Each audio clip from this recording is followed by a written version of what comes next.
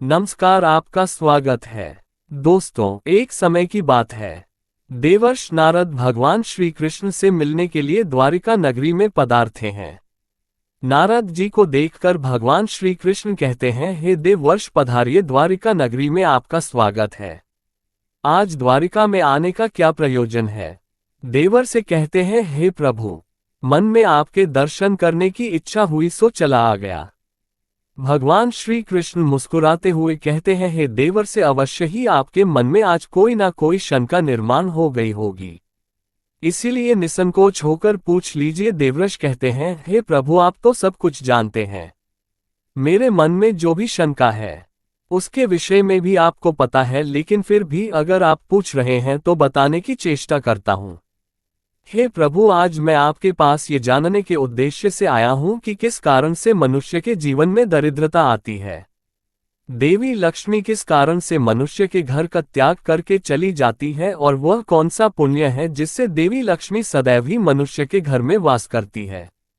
भगवान श्री कृष्ण कहते हैं, हे देवर्ष, आज आपने समस्त मानव जाति के कल्याण के उद्देश्य से अत्यंत महत्वपूर्ण बात पूछी है। देवी लक्ष्मी के कारण ही मनुष्य के घर में सुख समृद्धि का वास होता है, और जब देवी लक्ष्मी घर का त्याग करके चली जाती है तो उस घर में दरिद्रता का ही वास होता है।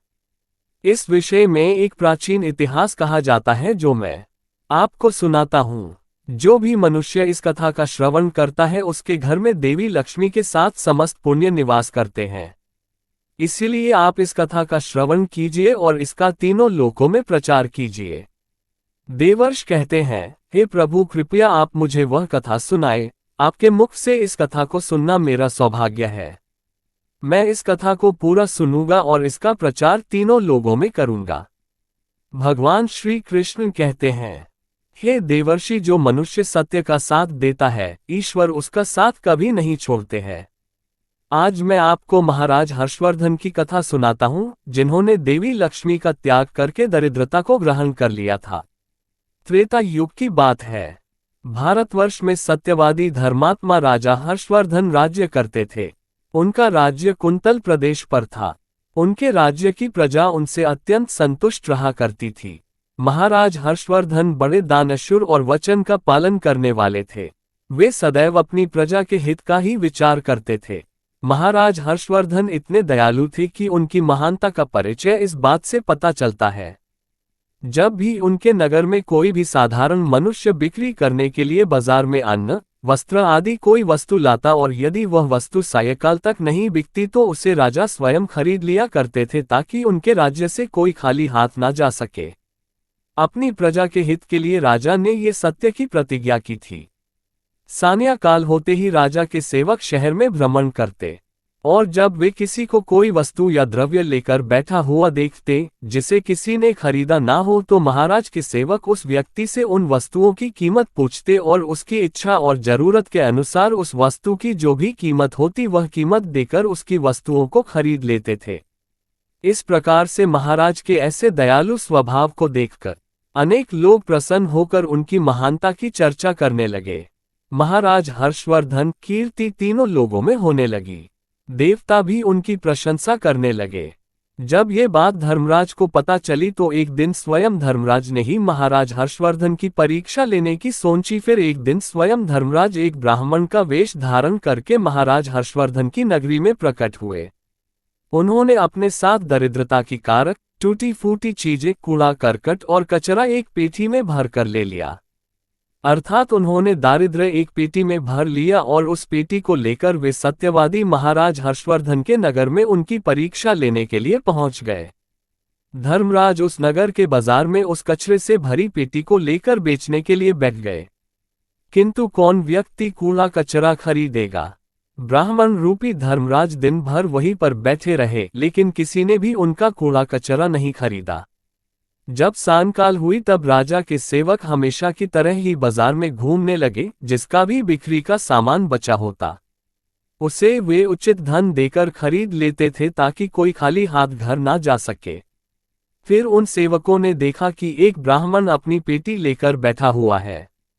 राजा के सेवकों ने उन ब्राह्मण महाशय के पास जाकर पूछा, हे ब्राह्मण महाराज, आप इस नगर में नए दिखाई दे रहे हैं, क्या हुआ आपका सामान किसी ने भी नहीं खरीदा?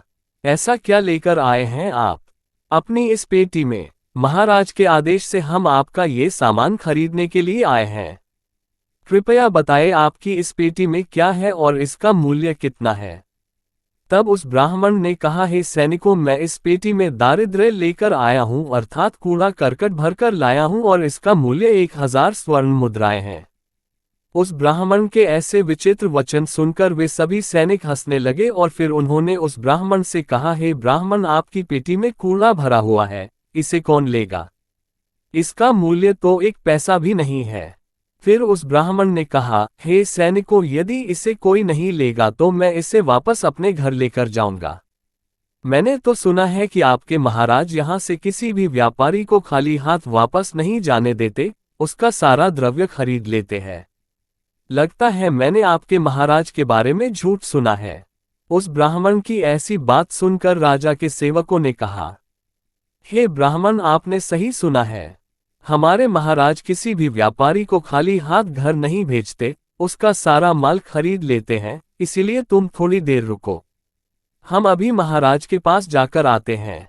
फिर उनमें से एक सेवक महाराज हर्षवर्धन के पास जाता है और उनसे कहता है, हे महाराज, आज हमारे नगर के बाजार में एक ब्राह्मण आया है। वह बड़ा ही विचित्र है। वह अपनी पेटी में कूड़ा कचरा भरकर लाया है और उसका मूल्य वह 1000 स्वर्ण मुद्राएं बता रहा है। तब महाराज ने कहा, है सैनिकों, तुम जाकर उसके सामान का मूल्य जो कम से कम हो सके उतना उससे देकर उसका सामान खरीद कर लाओ, उसे उसकी वस्तुएं लेकर वापस मत जाने दो, अन्यथा मेरा वचन झूठा हो जाएगा। फिर राजा के सेवक उस ब्राह्मण के पास जाते हैं और कहते हैं, हे ब्राह्मण, हम तुम्हारे इस पेटी का मूल्य 200 स्वर्ण मुद्राएं देते हैं। तुम इतनी मुद्राएं लो और प्रसन्नता से अपने घर चले जाओ। किंतु उस ब्राह्मण ने कहा, हे सैनिकों, मैं 1000 स्वर्ण मुद्राएं से 1 पैसा कम नहीं लूंगा। यदि तुम मेरा सामान खरीदना चाहते हो तो खरीदो, नहीं तो मैं अपना सामान लेकर वापस चला जाता हूं। तब उन राजा के सेवकों ने कहा, हे ब्राह्मण, ठीक है, अब हम तुम्हें इस पेटी के बदले 500 मुद्राएं देते हैं। इतना मूल्य तुम्हारे लिए सही रहेगा। लेकिन फिर भी वह ब्राह्मण नहीं माना और 1000 स्वर्ण मुद्राएं पर ही अड़ा रहा और कहने लगा, मेरा सामान लेना है तो लो, नहीं तो मैं चला। तब फिर से वह सैनिक लौटकर राजा के पास जाता है और उनसे कहता है, हे महाराज, उस ब्राह्मण को हमने 500 मुद्राएं देने की कोशिश की, किंतु वह फिर भी नहीं मान रहा है। उसकी बेटी में कचरा और दारिद्र्य भरा पड़ा है, लेकिन फिर भी वह 1000 मुद्राएं ही मांग रहा है। हे महाराज, आपको उसका कचरा 1000 मुद्राएं में नहीं खरीदना चाहिए। महाराज हर्षवर्धन कहते हैं, हे सैनिकों, यह मेरे सत्य की प्रतिज्ञा है। मैं किसी भी व्यक्ति को अपने राज्य से खाली हाथ जाने नहीं दे सकता। हम सत्य का त्याग कभी नहीं करेंगे। इसीलिए तुम लोग जाओ और वह ब्राह्मण जो कीमत कह रहा है उसमें उसकी वस्तुओं को खरीद कर लेकर आओ, इसमें संकोच मत करो। फिर वह सिपाही ब्राह्मण के पास लौटकर आ गए। उन्होंने उस ब्राह्मण को 1000 स्वर्ण मुद्राएं दी और उसकी दारिद्र्य से भरी हुई पेटी ले ली। वह ब्राह्मण मुद्राएं लेकर चला गया और फिर सिपाही उस दारिद्र्य से भरी पेटी को लेकर राजमहल में लौट आए। फिर महाराज ने उस पेटी को राजमहल के अंदर रखवा दिया। रात्रि में जब सोने का समय हुआ तब महाराज के राजमहल के द्वार से एक अत्यंत सुंदर स्त्री निकली। उस स्त्री के 4 हाथ थे, में कमल पुष्प थे। उस सुंदर स्त्री ने नाना प्रकार के आभूषण धारण किए हुए थे। महाराज महल के बाहर बैठे हुए थे। जब महाराज ने उस अत्यंत सुंदर स्त्री को देखा तो महाराज आश्चर्य में पड़ गए और उन्होंने उस स्त्री से पूछा, हे देवी, आप कौन हैं? इस रात्रि के समय में आप यहाँ पर क्या कर रही हैं? आप कहाँ से आ रही है और कहाँ पर जा रही है? महाराज की ऐसी बात सुनकर वह स्त्री बोली, हे राजन, मैं तुम्हारे राज्य की लक्ष्मी हूँ। आप सत्यवादी धर्मात्मा है, इसी कारण से मैं आपके राजमहल में निवास करती हूँ। किंतु आज आपके राजमहल में दारिद्र्य आ गया है और जहाँ पर दारिद्र्य रहता है उस स्थान पर लक्ष्मी निवास नहीं करती है। आज आपने एक पेटी में भरा दारिद्र्य अपने घर में रखा है, इसलिए अब मैं यहाँ से जा रही हूँ। तब महाराज हर्षवर्धन ने हाथ जोड़कर प्रणाम करके देवी लक्ष्मी से कहा, हे मां लक्ष्मी, आपकी जैसी इच्छा। मैं अपने वचन और प्रतिज्ञा से बंधा हुआ हूं। मैं अपना वचन नहीं तोड़ सकता। इस कारण से मैं उस दारिद्र्य से भरी पेटी को लेने से मना नहीं कर सकता था। कृपया आप मुझे क्षमा कीजिए। तब देवी लक्ष्मी महाराज के राजमहल का त्याग करके चली जाती है। थोड़ी देर बाद राजा ने एक बहुत ही सुंदर युवा पुरुष को राजमहल के दरवाजे से निकलते देखा तो महाराज ने उससे पूछा, हे देव, है यहाँ पर कैसे आए और आप कहाँ जा रहे हैं? उस सुंदर पुरुष ने कहा, हे राजन, मेरा नाम दान है। आप सत्यवादी धर्मात्मा है, सदैव धर्म का पालन करते हैं। इसी कारण से मैं आपके राज्य महल में निवास करता था, किंतु अब देवी लक्ष्मी आपके राज्य महल को त्याग कर चली गई है। लक्ष्मी के बिना आप दान कहाँ से करेंगे, इसलिए मैं भी अब आपको छोड़कर जा रहा हूं। तब महाराज हर्षवर्धन बोले, हे देव, ठीक है, जैसी आपकी इच्छा, आप भी जा सकते हैं, किंतु मैं अपने वचन को तोड़ नहीं सकता। फिर वह दान भी महाराज को छोड़कर चला जाता है। उसके बाद अन्य एक सुंदर पुरुष राजमहल से निकलता हुआ दिखाई पड़ा। तब महाराज ने उससे पूछा, हे देव, आप कौन हैं और कहाँ जा रहे हैं? तब उस पुरुष ने कहा, हे राजन, मैं यज्ञ हूं। आप सत्यवादी धर्मात्मा हैं। आप सदैव दान धर्म करते थे, इसी कारण से मैं आपके राज्य में निवास करता था, किंतु अब लक्ष्मी और दान आपका घर छोड़कर चले गए हैं तो मैं भी जा रहा हूं, क्योंकि लक्ष्मी के बिना यज्ञ नहीं किया जा सकता और दान के बिना यज्ञ संपन्न नहीं हो सकता। इसलिए मैं भी आपका त्याग करके जा रहा हूं। महाराज हर्षवर्धन ने कहा, हे देव, ठीक है, जैसी आपकी इच्छा, आप भी जा सकते हैं, किंतु मैं अपने वचन का त्याग नहीं करूंगा। फिर वह यज्ञ भी राजमहल को छोड़कर चला जाता है। फिर कुछ समय बाद अन्य एक अत्यंत सुंदर राजमहल से जाता हुआ दिखाई देता है।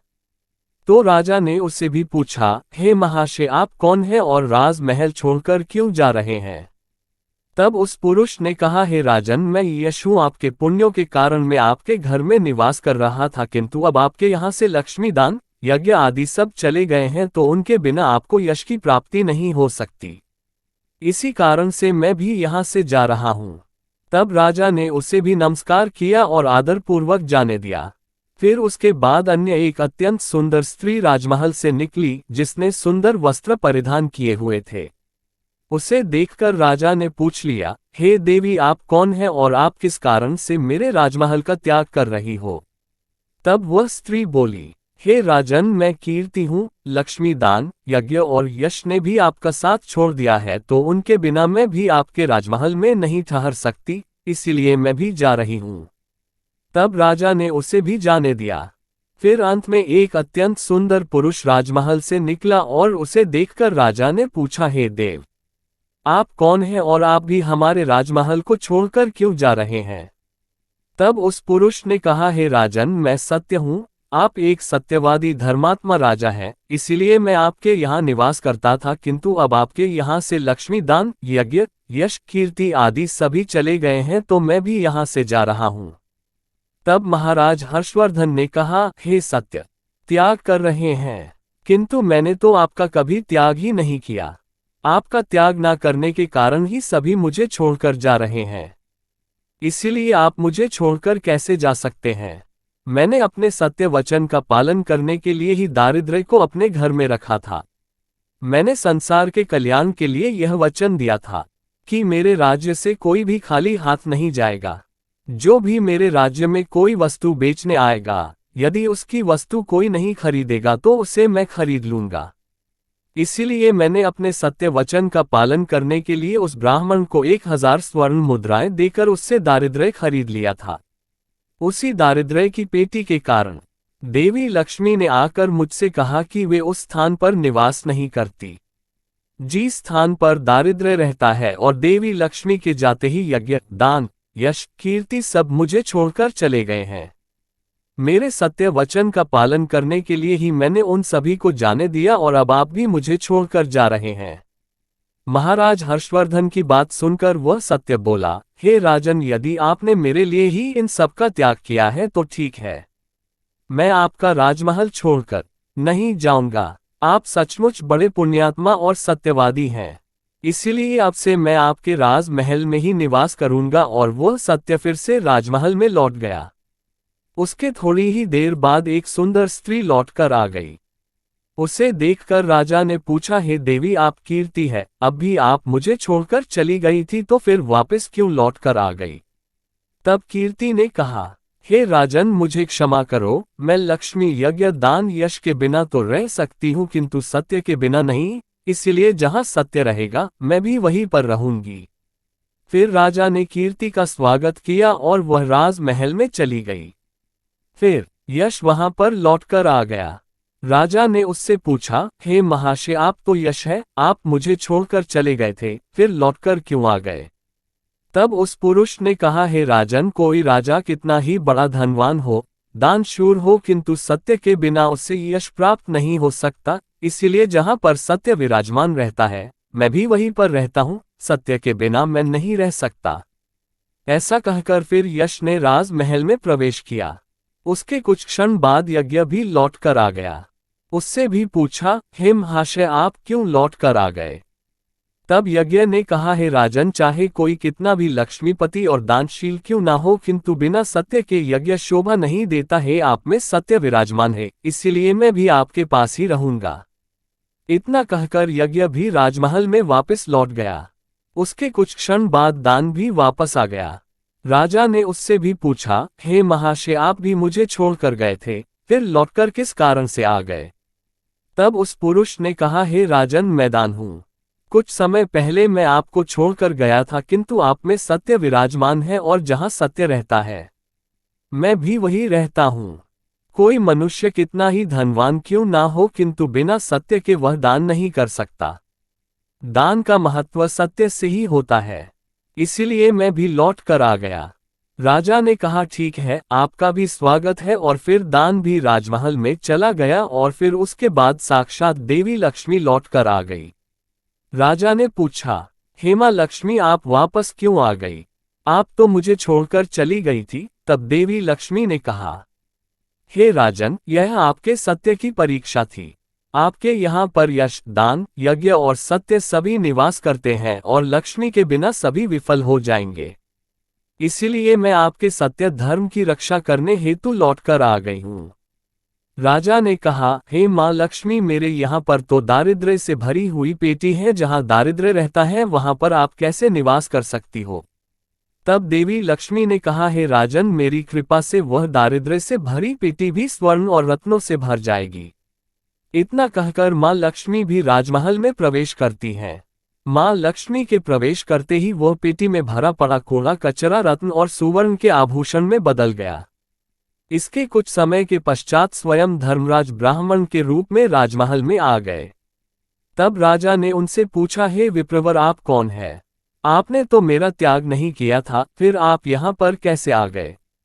तब उस ब्राह्मण ने कहा, हे राजन, मैं साक्षात धर्म हूँ, मैं ही ब्राह्मण का रूप धारण करके आया था और मैंने ही 1000 सुवर्ण मुद्रा के बदले तुम्हें दारिद्र्य दिया था, किंतु तुमने अपने सत्य के बल से मुझे जीत लिया है, इसीलिए अब मैं तुम्हें वरदान देने के लिए आया हूँ। बताओ मैं तुम्हें कौन सा वर प्रदान करूं? इतना कहकर धर्मराज ने अपना मूल स्वरूप धारण किया। तब राजा हर्षवर्धन ने कहा, हे धर्मराज, आपके दर्शन करके मैं धन्य हुआ, कृपया आप अपनी कृपा सदैव मुझ पर बनाए रखें, मुझे और कुछ नहीं चाहिए। फिर धर्मराज ने राजा को आशीर्वाद दिया और उस स्थान से अंत हो गए।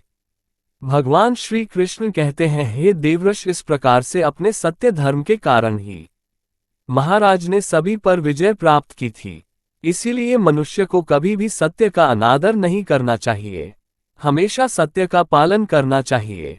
जो सत्य की राह पर चलता है उसके पास लक्ष्मी, दान, यज्ञ, यश, कीर्ति सदैव निवास करते हैं। तो दोस्तों, इस प्रकार से भगवान श्री कृष्ण ने नारद जी को अत्यंत महत्वपूर्ण ज्ञान दिया है।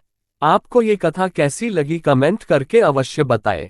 अगर जानकारी अच्छी लगी तो वीडियो को लाइक जरूर करें और कमेंट में जय श्री कृष्ण और जय मां लक्ष्मी जरूर लिखें। साथ ही चैनल को सब्सक्राइब करें। आप सभी का धन्यवाद।